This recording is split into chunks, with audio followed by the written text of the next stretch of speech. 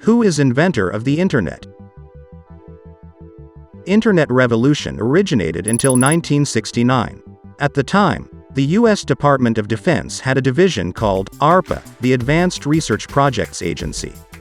This unit financed important projects across the country and at that time supported the development of a project developed to connect computers to facilitate data transfer between universities. In fact, they called this project ARPANET, which we can call the first Internet. This project has been so successful that it has grown rapidly and more computers around the world are connected every day. In 1989, the biggest step was taken to make the Internet what we know it is today.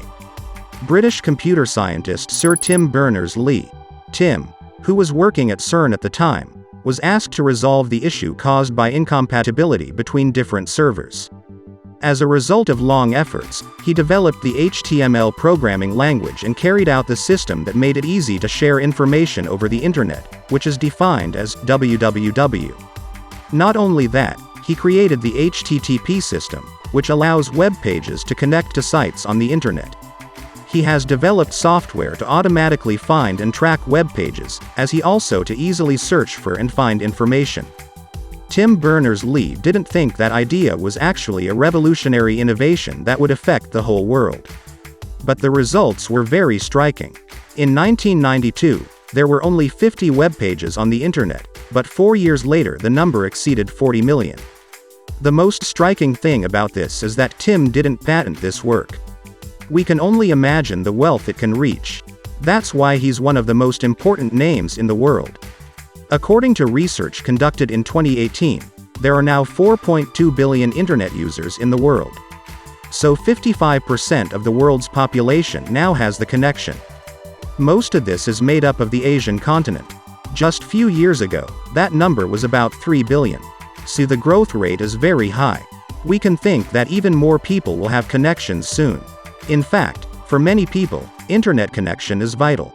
According to many researches, people who lose Internet connection develop symptoms similar to drug withdrawal.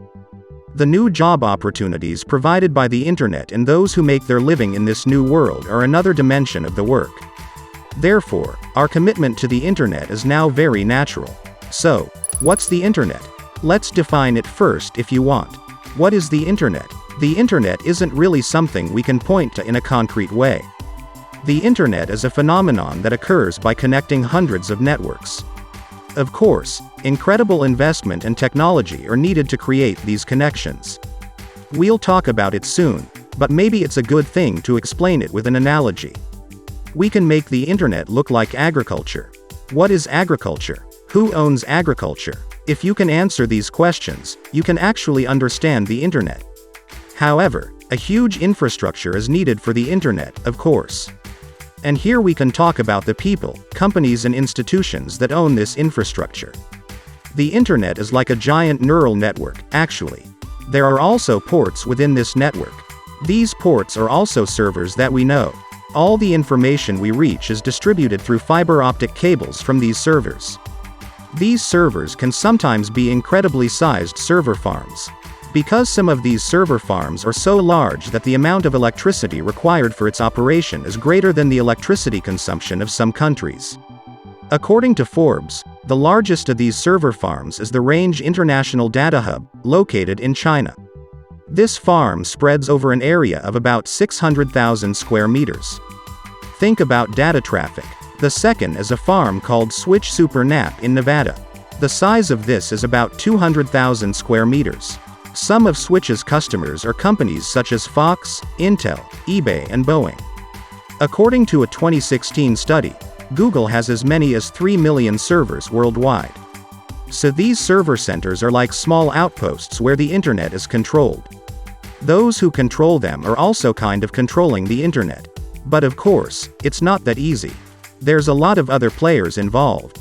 For example, Internet service providers companies are the owners of cables from servers to our homes. The owners of the most important part of the network for us. These wires are very, very important. These wires pass under the seas, cross the oceans. They're usually fiber optics.